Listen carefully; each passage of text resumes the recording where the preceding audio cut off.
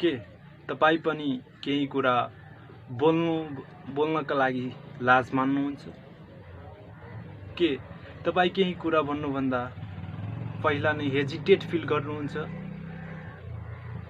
केही कुरा भन्दाखेरि के भनौं जस्तै हुन्छ? If you are suffering from these types of problem, then this video is especially for you. यस्तो प्रब्लम जेनरली आउनुको कारण के हो नि? मेन कारण कन्फिडेन्ट लेभल लो हुनु। र यो भिडियो को टपिक नै हो how to build your confident levels. So guys, नमस्कार, I am Prabindra Sharma, motivational speakers and public speaker. I want to go to share with you 5 easy steps, and I'm sure that will help you to build your confidence levels. So without any delays, let me start the steps.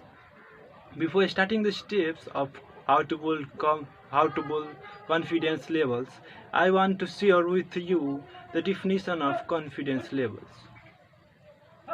What is confidence? Confidence के हो? त्यही कुरा confidence भनेको जब हामी कुनै कुरा भन्छौं नि, कुनै कुरा भन्दाखेरि अथवा कुनै कुरा शेयर गर्दाखेरि हामीले बिना हेजिटेट मानिकन त्यो कुरा शेयर गर्छौं, बिना लाज मानिकन त्यो कुरा अरूलाई भन्छौं, शेयर गर्छौं, आफ्नो आइडिया भ्यूहरु अरूलाई शेयर गर्छौं, without any hesitations and any say. So this is the definition of confidence.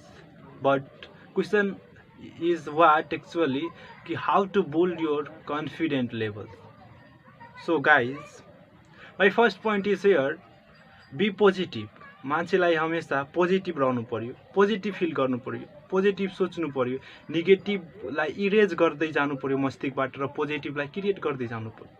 अब कुनै मान्छेलाई त यो कुरा नि थाहा हुँदैन कि पोजिटिभ भनेको के हो र नेगेटिभ भनेको के हो, यो दुईटै भित्र डिफरेन्स के हो। सो पोजिटिभ भनेको हामीले केही राम्रा कुरा सोच्नु पर्यो, त्यसलाई पोजिटिभ भनिन्छ, र नेगेटिभ भनेको जेनरली नराम्रा कुराहरु मस्तिष्कमा आइरहेको हुन्छ, त्यो कुराहरु नेगेटिभ हो। अनि पोजिटिभ भन्नाले जस्तै कि लाइफसँग रिलेट गर्दाखेरि लाइफमा हामी के अचिभ गर्नेछौं, के अचिभ गर्छौं, मसँग राम्रो भइरहेछ, I got my all dreams and I am on the way to achieving my dreams, यस्ता कुराहरु म आफ्नो सपना हासिल गरिरहेछु र गर्दैछु, मेहनत गर्दैछु, यो कुराहरु पोजिटिभको एउटा फिलिङतिर गयो। र नेगेटिभतिर मनमा नराम्रो ख्यालहरु, नराम्रो भावनाहरु आउँछ, त्यसलाई नेगेटिभ हो। मान्छेलाई हमेशा लाइफको एभ्री मोमेन्टमा के गर्नु पर्यो, बी पोजिटिभ हुनु पर्यो। जबसम्म मान्छे पोजिटिभ हुँदैन, उसले आफ्नो सपनालाई अचिभ गर्न सक्दैन, बारम्बार डिस्ट्र्याक्ट भइरहेको हुन्छ। जुन मान्छे नेगेटिभ हुन्छ, नेगेटिभ सोचिरहेको हुन्छ, त्यो आफ्नो ड्रिमसँग बारम्बार डिस्ट्र्याक्ट भइरहेको हुन्छ।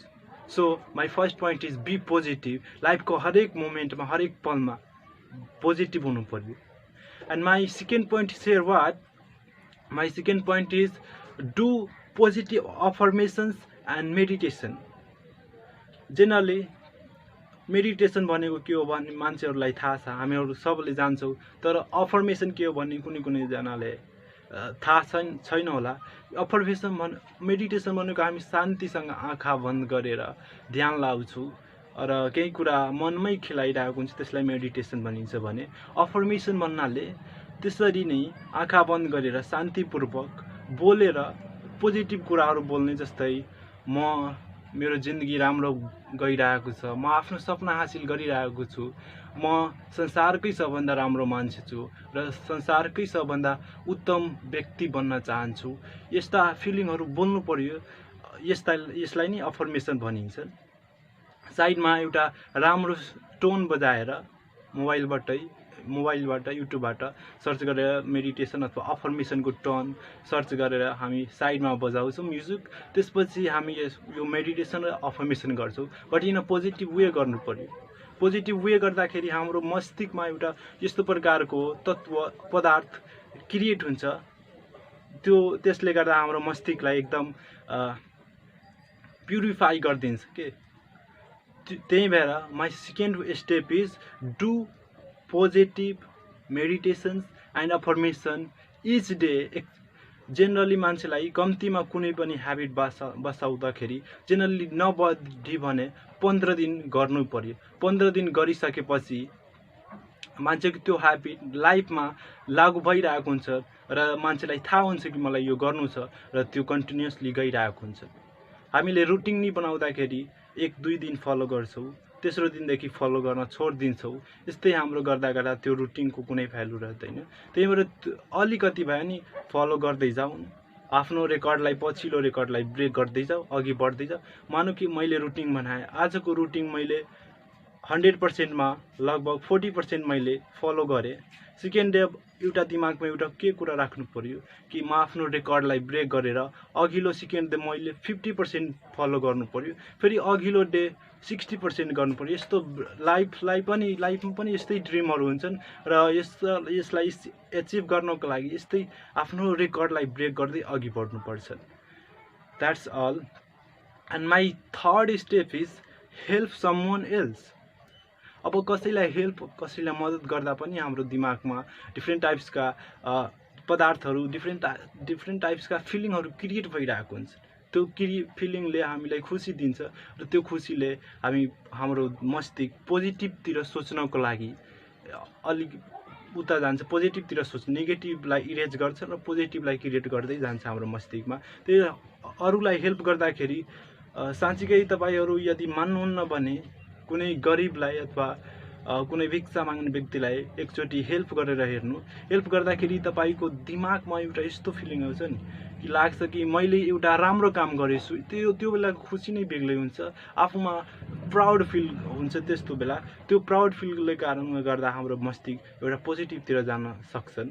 आफ्नो माइन्डलाई कसरी पोजिटिभतिर ट्रेन गर्ने र डेभलप गर्ने त्यो भिडियो म अलरेडी एउटा बनाइसकेको छु, लिंक डिस्क्रिप्सन बक्समा छ, हेरिदिनु होला। And my fourth point is visualize yourself as you want to be but in positive way. Visualize गर, तपाईले चाहेको कुरा भिजुअलाइज गर्नुहोस्। सपोज भिजुअलाइज गर्नु, मैले चाहेको कुरा, सपोज म चाहन्छु यो संसारकै सबभन्दा धनी मान्छे, सबभन्दा पावरफुल मान्छे बनोस्, र त्यो भिजुअलाइज गर। आँखा बन्द गरेर एकछिन भिजुअलाइज गर, म संसारमा एउटा स्टेजमा आएर भाषण दिँदैछु, एकदम सबभन्दा उत्कृष्ट व्यक्ति छु र मेरो अगाडि पछाडि लाखौं करोडै जनताहरू उभिरहेछ, बसिरहेछ। यस्तो कुरा भिजुअलाइज गर्दाखेरि कति मजा आउँछ है। र त्यो पनि एउटा कन्फिडेन्स लेभल बिल्ड गर्नको लागि त्यो पनि एकदम उत्तम उपाय हो। र भिजुअलाइज गर्नु एउटा कुरा याद राख्नु, त्यहाँ भिजुअलाइज गर्दाखेरि इन अ पोजिटिभ वे गर्नु पर्यो। जसरी मैले अहिले इक्जाम्पल पनि दिएँ, नेगेटिभ वेमा कहिले पनि भिजुअलाइज गर्नु परेन। नेगेटिभलाई त हाम्रो दिमागबाट नेगेटिभ वर्डलाई नै इरेज गर्नु पर्यो सबभन्दा पहिला। नेगेटिभ वर्डलाई इरेज गरिसकेपछि पोजिटिभ वर्डलाई कसरी क्रिएट गर्ने त्यो कुरामा फोकस हुनु पर्यो र भिजुअलाइज गर्नु पर्यो पोजिटिभ वेमा। केही राम्रा कुराहरू चाहने, जसरी कुनै कम्पनीको म्यानेजर बन्नु इच्छा छ भने जस्ट इमेजिन गर्नु कि म एउटा चेयरमा बसेछु, म्यानेजरको रुम हो, चेयरको टेबल माथि एउटा त्यो काठमा लेखेछन् म्यानेजर प्रविन्द्र शर्मा, यो कम्पनीको म्यानेजर यसरी, अनि मान्छेहरू आइरहेको छन्, कस्टमरहरू आइरहेको छन्, लेबरहरू आइरहेको छ तपाईको नजिक, स्टाफहरू आइरहेको हुन्छ केही कुराहरू सोध्नको लागि। त्यो बेला फिल कस्तो हुन्छ, त्यो भिजुअलाइज गर्नु पोजिटिभ वेमा, अनि बल्ल कन्फिडेन्स लेभल आफैले बिल्ड हुन्छ के। कसैको आवश्यकतै परेन, सेल्फ कन्फिडेन्स लेभल बिल्ड गर्न सक्नुहुन्छ तपाईहरु। And my last point but not least point, that is be prepared. It is very important point and very powerful point. So be prepared. केही कुरा भन्नुभन्दा पहिला अथवा केही कुरा भन्नुभन्दा अगाडि कुनै मानव कसैले स्टेजमा बोलाइदियो कि प्रविन्द्र यहाँ आऊ र यो टपिकमा 2-4 शब्द राख, अब त्यहाँ गएर के राख्छौ? केही कुरा अगाडिबाट प्रिपेयर्ड हुन्छ त अनि त राख्छौ त। अब टिचरले क्लासमा प्रेजेन्टेसन छ भनिदिएछ, यो टपिकमा तिमीलाई प्रेजेन्टेसन तयार गरेर आउनु पर्ने छ, तर तिमी प्रेजेन्टेसनमा त केही गरेर आएछौ, म सिधै अडियन्सको स्टुडेन्टको अगाडि गएर अनि के भन्छु थाहा हुँदैन नि त। बी प्रिपेयर्ड छैनौ भने के हुन्छ त्यहाँ बेइज्जती हुन्छ इन्सल्ट हुन्छ सो बी प्रिपेयर्ड हुनु पर्यो कुनै कुरा भन्नुभन्दा पहिला फर इक्जाम्पल इफ तपाईले मोबाइल किन्नु छ भने तपाई एकैचोटी मार्केटमा गएर त भन्नुहुन्न कि मलाई मोबाइल चाहियो अब त्यहाँ त्यति मोबाइल हुन्छ मार्केटमा पसलमा अब त्यति मोबाइल देखेपछि त कन्फ्युज हुन्छ कुन मोबाइल लिऊ भनेर सो हामी घरमै डिसाइड गर्छौं प्रिपेयर्ड गर्छौं कि हो मलाई यो ओप्पो को A5s अथवा Vivo V15 Plus Pro यस्तो मोबाइलहरु लिनु पर्ने छ यसको बजेट कति हो यसको RAM रोम कति हो ब्याट्री पावर कति हो क्यामेरा कति हो यो हरेक कुरा हामीले अगाडि नै फिगर आउट गर्छौं प्रिपेयर्ड गर्छौं कि यो मोबाइल किन्नको लागि मसँग यति बजेट छ कि छैन त्यो कुरा पनि हेर्छौं र बल्ल हामी डिसाइड गर्छौं यो मोबाइल लिन्छौं अनि मार्केटमा डाइरेक्टली गएर विथआउट लसिङ आवर टाइम एकैचोटी हामी के गर्छौं मोबाइल लिइहाल्छौं त्यस्तो बी प्रिपेयर्ड हुनु पर्यो लाइफमा पनि यस्तै बी प्रिपेयर्ड हुनु पर्यो जिन्दगीमा हरेक ठाउँमा बी प्रिपेयर्ड हुनु पर्यो अनि कन्फिडेन्स लेभल त आफै बिल्ड हुनु पर्यो नि आफै बिल्ड हुन्छ कसैको आवश्यकतै परेन मैले भन्दिए यो सबै कुरा जुन मैले 5 स्टेप भनेछु नि यो भिडियोमा 5 स्टेपलाई भिडियो हेरेर अगेन एन्ड अगेन भिडियो हेरेर एकदम दिमागमा राखिहाल्नु यो 5 स्टेप यदि तपाई फलो गरिहाल्नु भयो भने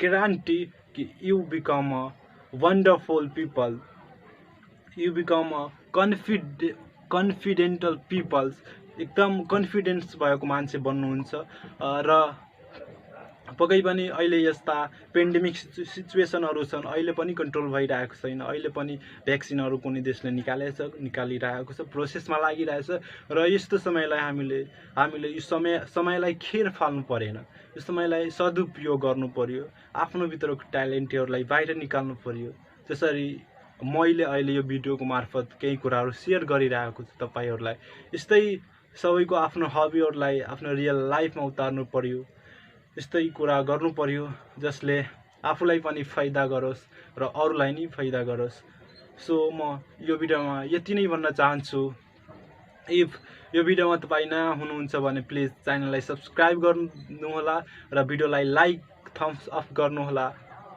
भिडियो राम्रो लाग्यो भने शेयर पनि गरिदिनु होला सो यति भन्दै यहाँबाट छुट्न चाहन्छु हस्त नमस्कार see you in next video again